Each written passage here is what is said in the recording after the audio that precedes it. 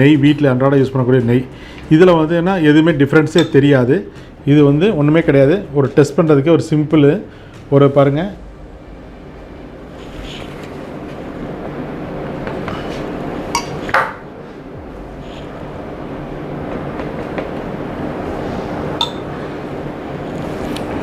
இதில் வந்து ஒன்றுமே கிடையாது. நம்ம வாங்குகிற நெய் வந்து கடையில் வாங்குவோம்.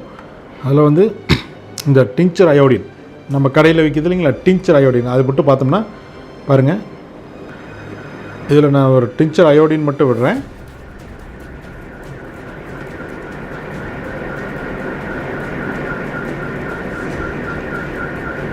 இது பார்த்தீங்கன்னா கலர் அப்படியே சேஞ்ச் ஆகிடும், பிளாக் கலரில் ஆகுது பாருங்கள், தெரியுதா?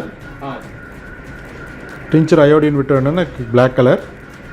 இது பாருங்கள் ஒரிஜினல், அந்த கலர் எதுவுமே மிக்ஸே ஆகலை.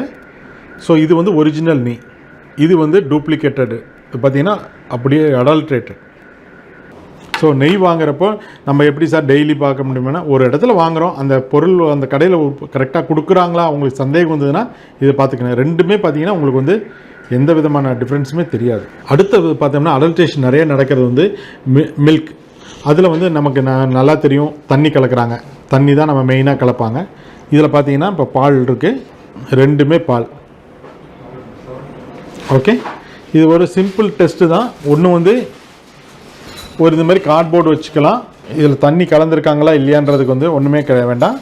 இது பாருங்கள், இந்த மாதிரி இன்க்ளைன் பொசிஷன் வச்சுட்டு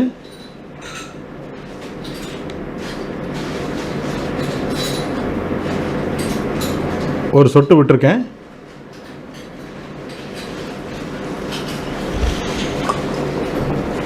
இது பாருங்கள்,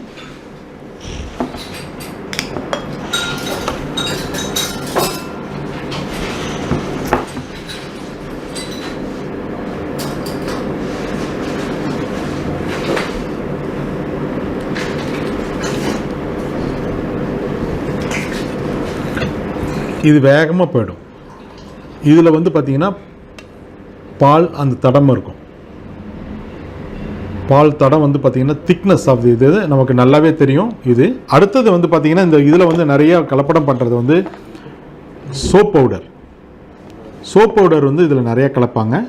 எதுக்குன்னா நுரை வர்றதுக்காக.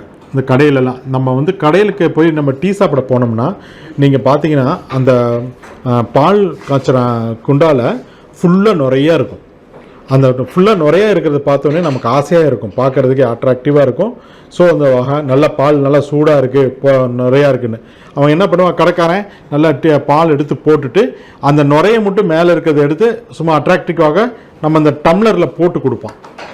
நார்மலாக வந்து அவன் அந்த நுரை வந்து வராது, ஒன்றுமே வேண்டாம். ஒரு சிம்பிளாக இதில் ஒரு கொஞ்சோண்டு எடுத்து ஒரு டம்ளரில் மட்டும் இப்படி ஆற்றி பார்த்தா போதும். ப்ளைன் பாலை மட்டும் ஆற்றி பார்த்தீங்கன்னா நுரை பூரா அப்படியே நின்றுக்கிட்டே இருந்ததுன்னா அது வந்து சோப் பவுடருக்குன்னு அர்த்தம். இப்போ நார்மலாக ஆற்றி பார்த்தோம்னா கொஞ்சம் நுரை வரும், சீக்கிரமாக அந்த நுரை மறைஞ்சிடும். அது வந்து இயற்கையான பால், இயற்கையான பால்.